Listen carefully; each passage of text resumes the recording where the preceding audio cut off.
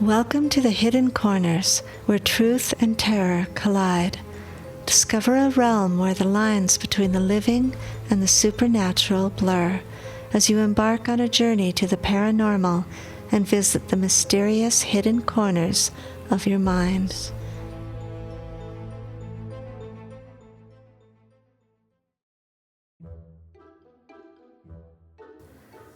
The Ghost Cats by Ginger Winters. One of our listeners, Nancy, sent in an email about a ghost cat which brought back so many memories. I will tell you her story, and then I will tell you mine. Nancy recalls living at a house where she would feel something jump on her bed at night and lay there beside her leg. She didn't own any pets at the time. She could feel the weight of it move across both her legs and settle beside her left calf. She felt frozen and didn't move the first time it happened, but as it occurred almost nightly, she finally got used to it and didn't feel as scared. She decided one night to get up and turn the light on to see if she could see anything, but there was nothing there. Ghost cats love to curl up in bed next to the warmth of your body. I grew up with ghost cats. When I was young, we had a next-door neighbor who constantly complained about our howling cat. She claimed it kept her up at night. She could see it sitting in the window of our house, and it had the most obnoxious cry. She said it was a Siamese, black and tan. We had no such cat, and there were no feral cats hanging around our house.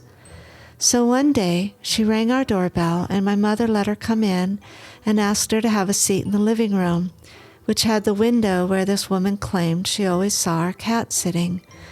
My mom left the room to get them both a glass of iced tea. She heard a scream and rushed back to the living room. The neighbor was visibly upset, holding her arm, and proceeded to tell us that our obnoxious cat had just attacked her. My mom had tried to tell her for months that we did not own a cat. There was no cat in our house, and there was no cat who could have attacked her. They got into an argument. The neighbor ran home, furious at my mother, and never spoke to us again. None of my brothers or sisters ever saw that ghost cat. About a year later, we moved into a nice 2-story home several blocks away. My stepfather was very strict, very sure of himself, and absolutely did not believe in ghosts.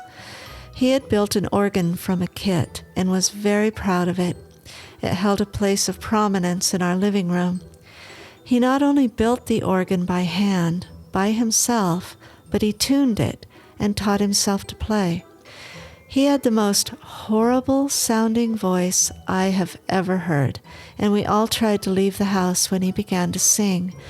I remember his favorite song was Moonlight Serenade, which is a beautiful song when sung by Frank Sinatra, but my stepfather Merle sounded like fingernails on a blackboard. It was awful. So one morning at breakfast, Merle was very angry and wanted to know which one of us had brought that gosh darn cat into the house. My brother and I looked at each other and shrugged our shoulders. We hadn't brought home a cat. Mom certainly hadn't. She knew Merle was allergic to cats. Perhaps a cat had snuck into our house. It was forgotten until evening when Merle sat down to play. My brother and I went up to our rooms, and my mom was in the kitchen. Merle came raging out of the living room, yelling at a cat. Apparently, this cat howled every time Merle would start to sing. We all came into the living room to witness this occurrence, but nothing happened. We thought he was making it up. But over the next several days, we began to see a cat just out of the corner of our eyes. The bottom of the organ had a hole about 6 or 8 inches square. I think it's called a tone hole. We would see this cat coming and going out of that tone hole.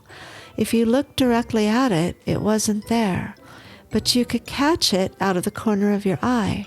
We all saw it. Over the weeks and months that followed, the ghost cat became a part of our family. Sometimes you'd see it lying on the sofa, but if you looked straight on, there was nothing there. Friends would come over to play, and sometimes they'd see it too. The cat continued to torment my stepfather, and he finally gave up singing.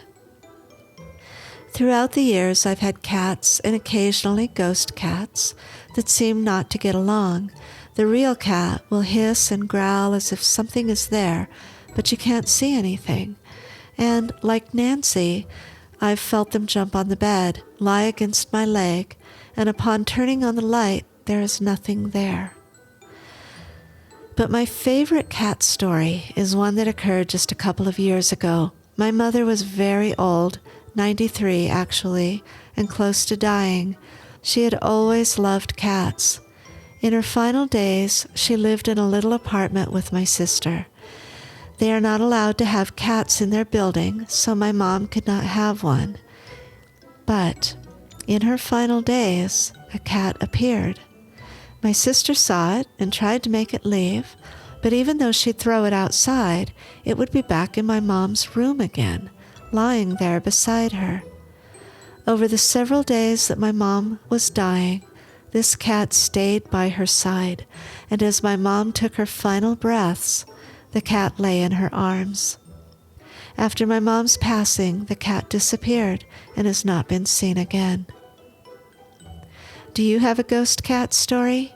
Send it in to thehiddencorners.story@gmail.com. I'd love to hear it.